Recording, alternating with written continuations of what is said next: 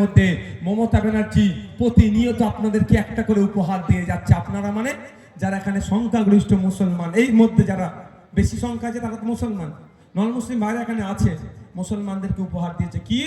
OBC certificate. OBC certificate রেখে দেওয়া, বাড়িতে আর ছিঁড়ে ফেলে দেওয়া দুটোই সমান।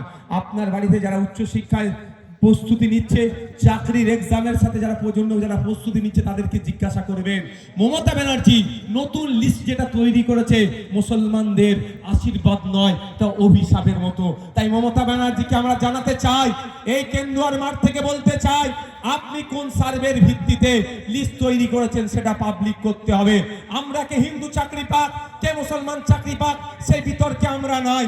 আমাদের বক্তব্য হচ্ছে ব্যাকওয়ার্ড ক্লাসেস অ্যাক্ট অনুযায়ী প্রপার ওয়েতে সার্ভে করে, সায়েন্টিফিক ওয়েতে সার্ভে করে, যাকে যে জনগোষ্ঠীগুলোকে ব্যাকওয়ার্ড হিসাবে ইনক্লুড করার দরকার তাদেরকে ইনক্লুড করা হোক, কিন্তু তার আগে সার্ভে করতে হবে। মুর্শিদাবাদের ওবিসি জনগোষ্ঠী, মালদার শেরশাবাদিয়া জনগোষ্ঠী, দিনাজপুরের শেরশাবাদিয়া জনগোষ্ঠী ওবিসি এ থেকে ওবিসি বি তে পাঠানো হয়েছে।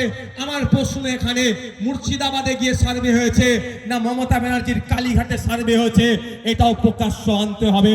আমি মমতা ব্যানার্জিকে বলতে চাই, আপনি মুসলমানদেরকে নিয়ে, আপনি দলিতদেরকে নিয়ে যে দ্বিচারিতা করছেন, আপনি আদিবাসীদের সাথে আবেগকে নিয়ে যে দ্বিচারিতা করছেন, এই দ্বিচারিতার জবাব কিন্তু আগামী দিনে এই বসিরহাট থেকে, এই বারাসাত থেকে, এই ঝাড়গ্রাম থেকে, এই ঠাকুরনগর থেকে, রাজ্যের বিভিন্ন প্রান্ত থেকে যারা আমরা পিছড়ে বর্গের মানুষ ঐক্যবদ্ধ হয়ে আপনার কাছ থেকে কিন্তু জবাব চাইতে চাবো। আপনি তখন পালিয়ে বাঁচতে পারবেন না গণতান্ত্রিক প্রক্রিয়ায়। আপনাকে আমরা পালিয়ে বাঁচতে পারবেন না শব্দটা আমি প্রত্যাহার করলাম। পালিয়ে চলে গেলে কিন্তু হবে না, আপনার কাছ থেকে আমরা উত্তর নিয়ে আমরা ছাড়বো।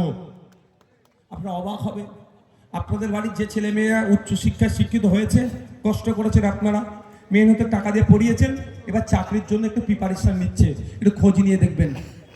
আমি যদি ভুল বলে একটু খোঁজ নিয়ে দেখবেন, যা দুটো চারটে শিক্ষক দেখতে পাচ্ছিলেন, মমতা ব্যানার্জি আপনাদেরকে যা অভিশাপ দিয়েছে সেটাও আর পাবেন না, এমন ওবিসিটা করেছে।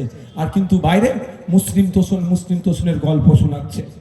মুসলিম তোষণের জন্য আমি মমতা ব্যানার্জি মুসলমানদেরকে শোষণ করছে, আদিবাসীকে ভালোবাসার নাম করে আদিবাসীর অধিকারকে কেড়ে নিচ্ছে। আপনারা অবাক হবেন।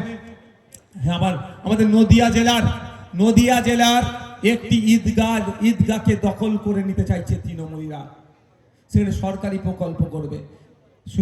কেন্দ্রের বিজেপি সরকার আইনের মাধ্যমে দখল করতে চাইছে মসজিদ। এখন মসজিদ, আগামী দিনে মন্দিরকে ওরা ছাড়বে না, মন্দিরের জায়গাকে এরা ছাড়বে না। এরা জমি হাঙর, ভালো জমি এরা পেরিয়ে নেবার চেষ্টা করছে। এখন ভালো জমির মধ্যে ওয়াকাফ গুলো আছে, ওয়াকাফ নেবে, কালকে অন্যগুলো নেবে। তাই আজকে থেকে আমাদের লড়াই শুরু করতে হবে। তো যেটা বলছিলাম, ঈদগার জমি দখল করছে কে? তৃণমূলের সরকার, রাজ্য সরকার। এটা বলে যাচ্ছে আপনাদের। আজকেও মুর্শিদাবাদে নাকি অনেক বড় বড় কথা বলেছে।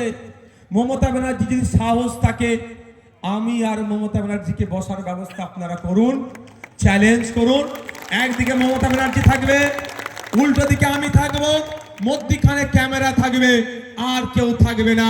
আমি প্রমাণ করে দেবো পশ্চিম বাংলার মানুষের 1947 থেকে 2011-তে যত না ক্ষতি করেছে এই মমতা ব্যানার্জি, 2011 থেকে 2025 সব থেকে বেশি ক্ষতি মুসলমানদের করেছে, দলিতদের করেছে, আদিবাসীদের করেছে এই মমতা ব্যানার্জি। পশ্চিম বাংলার শিক্ষিত যুবকদের করেছে, এটা আমি প্রমাণ করে দেবো। আর আমি যদি না প্রমাণ করাতে পারি, আমাকে যদি তৃণমূলের ঝান্ডাটা ধরাতে বলে মমতা ব্যানার্জি, আমি হাসতে হাসতে ধরে নেব। আমি যদি ভুল হয় আর মমতা ব্যানার্জি যদি ভুল হয়ে যায়, আমাদের ঝান্ডা আমি ধরাবো না, বলবো আমি আপনার বাংলার মানুষকে একটা নিস্তার দিন, আপনি একটু অব্যাহতি নিন। হবে চ্যালেঞ্জ গ্রহণ করুক, আমি পদে পদে বুঝিয়ে দেব প্রত্যেকটা কোথায় মিথ্যে কথা বলছে। আমি প্রত্যেকটা অ্যাঙ্গেলে আমি ধরে দেখিয়ে দেব যে আপনি পশ্চিম বাংলার মানুষের সাথে দ্বিচারিতা করেছেন, আপনি আদিবাসীদের ভালোবাসার কথা বলছেন। সংবিধান প্রদত্ত অধিকার 6 শিডিউল, যে 6 শিডিউল যদি বাস্তবায়ন হয়, কোন আদিবাসীকে আর কোন স্কলারশিপের প্রয়োজন হবে না। আদিবাসী ভাইরা মাথা তুলে বাঁচতে পারবে, মেন স্ট্রিমে থাকতে পারবে, তাদের উন্নয়ন হবে, তাদের শিক্ষা প্রতিষ্ঠান বানাতে পারবে, তারা স্বাস্থ্য কেন্দ্র বানাতে পারবে, তাদের জয় জয়কার হয়ে যাবে। সংবিধান সেই অধিকার আদিবাসীদেরকে দিয়েছে। 6 শিডিউল মমতা ব্যানার্জি আদিবাসীদেরকে ভালোবাসিল, পূর্ণাঙ্গ রূপে 6 শিডিউলের বাস্তবায়ন করছে না। এই ভালোবাসার প্রয়োজন নাই।